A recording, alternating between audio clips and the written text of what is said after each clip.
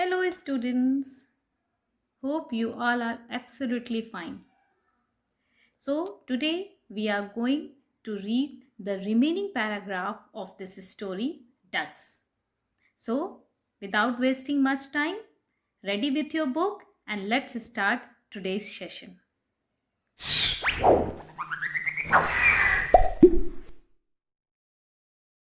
the previous video, you have seen that a young man came after that old man went away from the park, and that young man looked very upset, and he was telling his story about that how he forget the address of his hotel and he has no money with him. Then he also said to Norman Godspey that if someone nice person would not help him, he would not be able to go back to his hotel again. And he had lost a bar of soap and a bottle of drink which he has bought for himself. Now in today's video, we will see Godspey really helped him or he believed him as a scam artist. So let's see what happened next. When the young man who was sitting next to Godspey, he felt very sad. He was very disappointed. And when Godspey asked him to take out or to show that bar of soap, so he just looked into the pocket of his overcoat. And then he jumped to his feet by saying that he must have lost it, which he said it in a very angered tone. Godspey was no fool.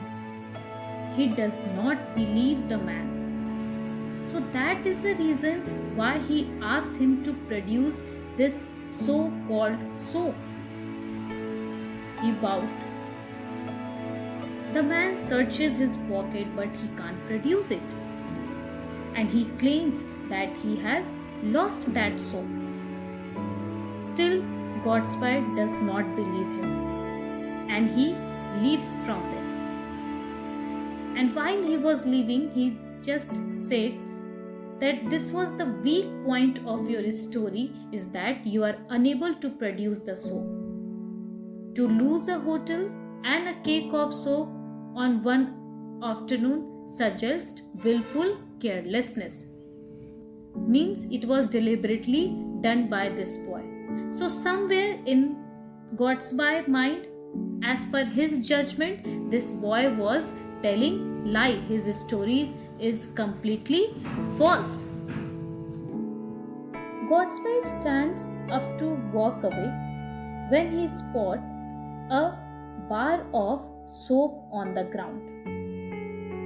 The young boy wasn't lying after all, as Godspey thought this. It had fallen out of his pocket when he sat down on the bench.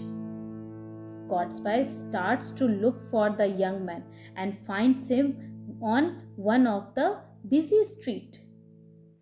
So next moment, Godspey was running along the ducks-covered path in anxious search for that youthful figure in a light overcoat. And he nearly gave up the search when he caught sight of him standing on the border of the carriage drive that was the busy street. Godspey hailed him, he called him, he addressed him. The important witness to the truth of your story has turned up. Means the main point. What was the main witness for Godspey or according to Godspey? It was the cake of soap which he said that he has lost. Holding out the cake of soap. It must have slid out of your overcoat pocket as you sat down on the seat. I found it on the ground after you left. I didn't believe your story You must excuse me for that. So here it's clear that Godsby is saying that he didn't believe on the young man's story, but when he got that cake of soap on the ground, he picked it up and then he realized that finally he had got that soap, and really the boy was telling true. It was a true story, and that's why he said, and the important witness to the truth of your story has turned up, means it came up. So now what happened? Now Godsby apologizes for what he did, means for not believing that boy, and offer him to loan him a sovereign. Sovereign means a gold coin worth a pound. The man takes the coin and Godsby's address. Godsby lectures himself about how he should be less judgmental of people. So that's why he says that luckily you found it. The young man, said the young man, and bluntly out a word or two of thanks, and he fled, means he ran away from there.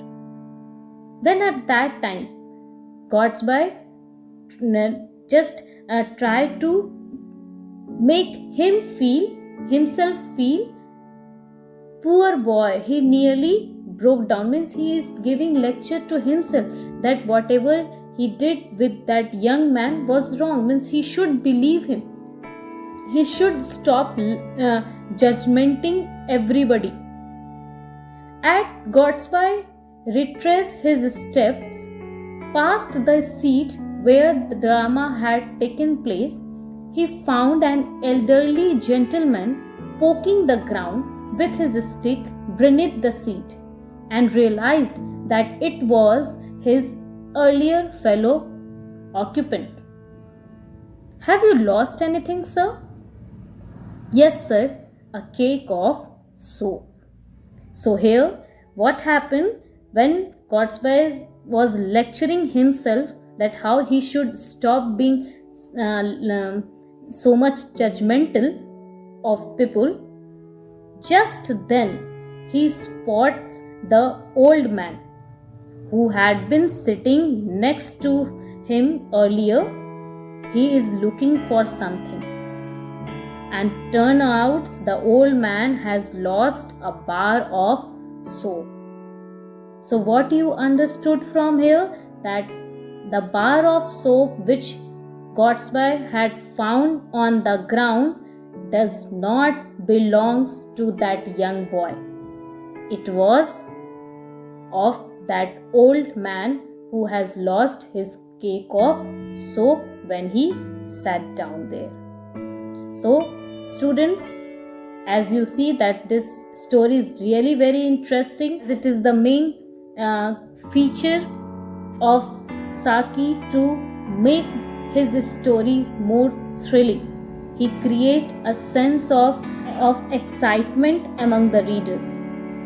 So now it's time to check some of the question answers and to know how much we have understood the text properly. So let's see the question answers of this chapter.